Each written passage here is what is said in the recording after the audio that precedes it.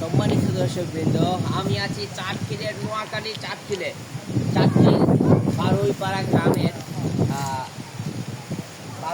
গ্রামে এখানে আসছি আমি। পুরাতন চেয়ারম্যান বাড়ি। তো এখানে অসংখ্য, আমি একটি পেয়ারা গাছে উঠেছি, অসংখ্য পেয়ারা, এই দেখেন বন্ধুরা, অসংখ্য পেয়ারা।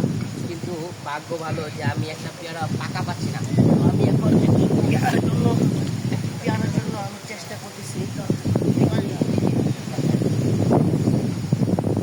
পেয়ারা এখানে একটু হালকা সবুজ নয়, এগুলো খাওয়ার উপযুক্ত নয়। খাওয়ার উপযুক্ত পেয়ারা খুঁজতেছি। এই দুটো এগুলো দেখতেছেন বন্ধুরা, অনেক পেয়ারা, কিন্তু খাওয়ার উপযুক্ত না। খাওয়ার উপযুক্ত পেয়ারা এখন কোথায় পাই? আমি আপনাদেরকে একটু খাওয়ার উপযুক্ত পেয়ারা দেখাতে চাচ্ছি, কিন্তু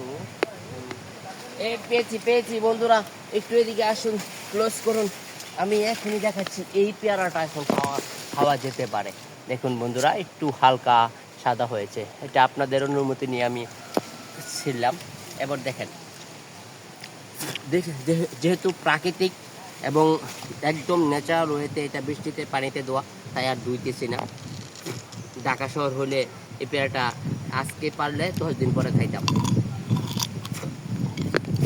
এই যে বন্ধুরা, একবারে আমরা একটা কবিতা জানি যে আম খেলে ঘুম হয়, জাম খেলে রক্ত, আখ খেলে হয় জানি দাঁত বড় শক্ত, পশু খেতে আনারস, পেট সাপে বেল, পাকা কলা লিচু তালে দেহে বাড়ে তেল। পেয়ারাতে, এই যে দেখেন বন্ধুরা, পেয়ারাতে চেহারাটা করে ঝিকমিক, বিধি মেনে ফল খেলে দেহে খানা ঠিক। ধন্যবাদ। সেই সব